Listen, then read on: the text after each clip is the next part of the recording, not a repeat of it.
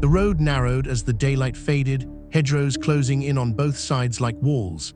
Two men sat in a van, miles from anywhere familiar, following directions that led them deeper into the Cornish countryside. This was supposed to be simple: collect a debt, have a conversation, leave. But some places don't let you leave. Because on a quiet farm outside St Austell, two men arrived to settle a score and were never seen alive again. Welcome to Britain's Dark Files, where we uncover the crimes buried beneath Britain's most peaceful landscapes. Tonight's story reveals how isolation, criminal pressure, and one deadly decision turned a routine meeting into a double murder that would stay hidden underground for months. If stories like this matter to you, take a moment to like the video, subscribe, and share it. It helps keep these dark files from being forgotten. The men were Flournoy and David Griffiths. They weren't innocent bystanders, and they knew the risks of the world they operated in. Both were connected to organized drug networks, used to intimidation, used to danger. Still, this trip felt ordinary. They believed the man they were meeting owed them money, and that the meeting would end the same way these things usually did, with payment or at least a promise. Cornwall wasn't home for them. The lanes were unfamiliar, the villages sparse, the silence unsettling. When they finally reached the farm, it felt cut off from the rest of the world. No close neighbors, no passing traffic, just fields, outbuildings, and the sense that once you stepped onto the land, you were on your own. Waiting for them was Thomas Haigh, a man already under pressure, already trapped by debts and expectations far bigger than himself. What began as a conversation quickly became something else, something heavier, more dangerous. Words were exchanged. Tension thickened the air. And somewhere between that first handshake and the next few minutes, a line was crossed that could never be uncrossed. As Brett and David walked further into the farm, neither of them realized they had already taken their last normal steps into a place that would soon swallow them whole. The farm looked ordinary at first glance, the kind of place you drive past without a second thought. Weathered buildings sat low against the land, their walls stained by years of rain and wind. The fields stretched outward, bordered by hedges and dirt tracks that led nowhere quickly. It was the kind of isolation people sought for peace, but isolation has another purpose too: it keeps secrets. Brett and David stepped out of the van and took in their surroundings. There was no audience here, no curious eyes watching from nearby houses, just the quiet hum of the countryside and the sense that whatever happened next would belong only to the people standing on that land. Thomas Haigh greeted them, calm on the surface, but tight beneath it. He was younger, under strain, carrying expectations he could no longer meet. Money was owed, and everyone knew it. The conversation began the way these meetings often did, controlled, measured, edged with threat but not yet violence. The debt was mentioned. Excuses followed. Delays, promises, pressure. Each word added weight to the air between them. This wasn't just about money anymore.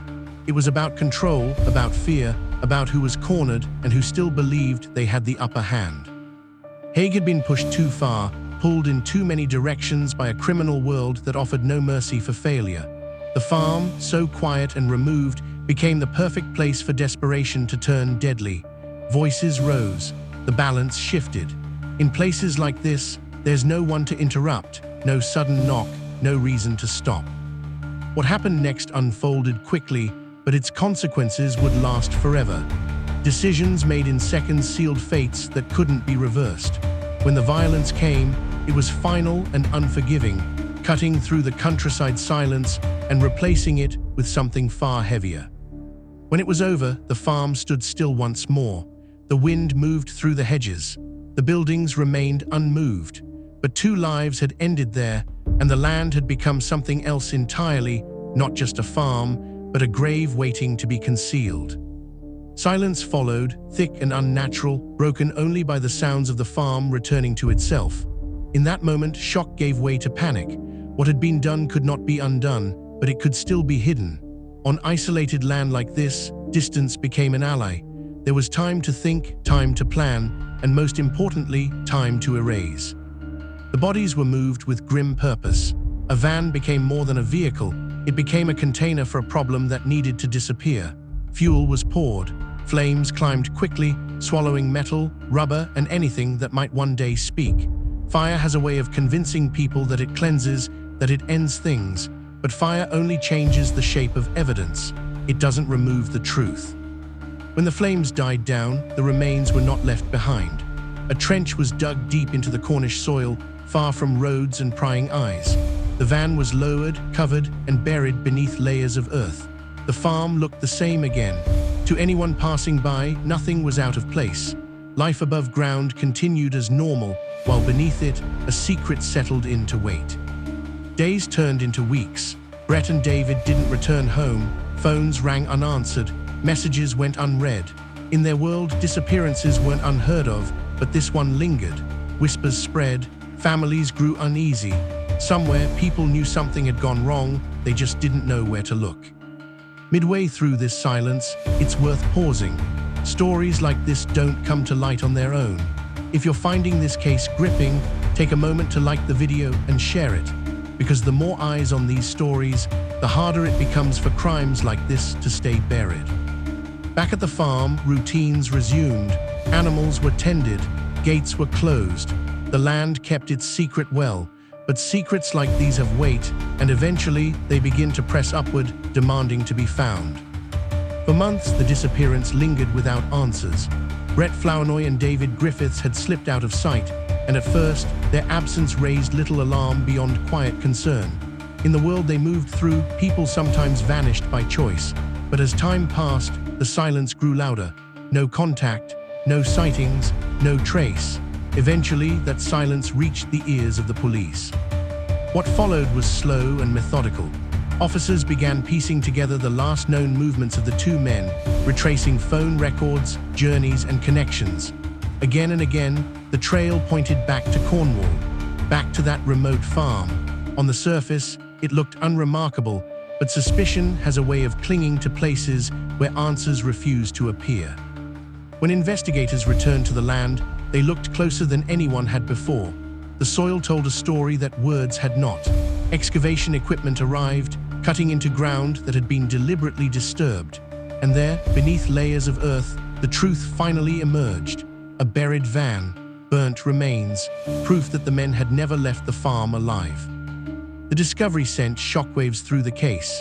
Arrests followed, and soon the story moved from fields and hedgerows into the controlled coldness of a courtroom. Thomas Haigh stood accused of murder, his life now defined by what happened on that land. Alongside him was the farm's owner, Ross Stone, accused not of pulling the trigger, but of helping hide what had been done. Inside the courtroom, accounts clashed, blame was shifted, responsibility was denied, but evidence is patient and it speaks when people don't. In the end, the jury found Haigh guilty of 2 counts of murder. He was sentenced to life in prison, a punishment meant to reflect the permanence of his actions. Stone was cleared of murder, but convicted for his role in concealing the bodies. Justice, it seemed, had finally reached the farm, but the story was far from over. The farm returned to quiet after the trial, its fields still, its buildings weathered by time and wind. To anyone passing, it remained just another remote piece of the Cornish countryside. Yet beneath the surface, the earth held the story of 2 lives cut short, a truth that no amount of grass or stone could fully erase. The families of Brett Flournoy and David Griffiths continued to live with questions and loss, their grief compounded by the knowledge of the circumstances that had taken their loved ones so suddenly and violently. In the wider world, the case became part of Britain's darker history, a reminder of how isolation can hide crime, how greed and desperation can push men toward actions from which there is no return. It was a stark lesson in the fragility of life when danger is ever present and consequences are ignored until it's too late. Cornwall's rolling fields, once a symbol of rural calm, had become the silent witness to a deadly chapter few would forget once it was finally unearthed.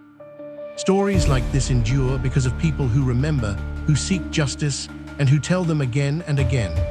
If you've been following along tonight, take a moment to like this video, share it with others, and subscribe to Britain's Dark Files, because some crimes, no matter how well hidden, deserve to be brought into the light. And as you think back on Brett and David, remember that the ordinary places around us can sometimes hide the most extraordinary darkness. 2 men went to collect a debt, believing it would end in a simple exchange, and instead found themselves at the mercy of circumstance, desperation, and choices that could never be undone. Some places, some farms, hold secrets long after the world above has moved on, and this is one of them.